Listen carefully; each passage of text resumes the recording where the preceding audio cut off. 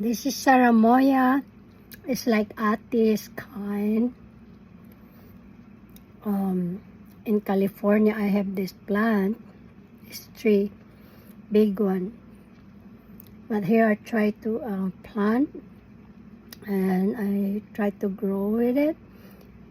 But after a few years, they die because the weather.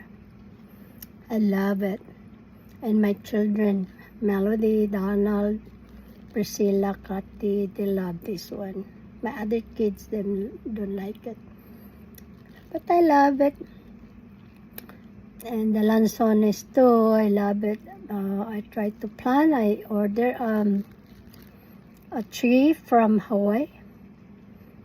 But after 3 years, they die. And it's a big one. It's like 7 feet tall. My lanzones and santol, but they don't survive here in Washington.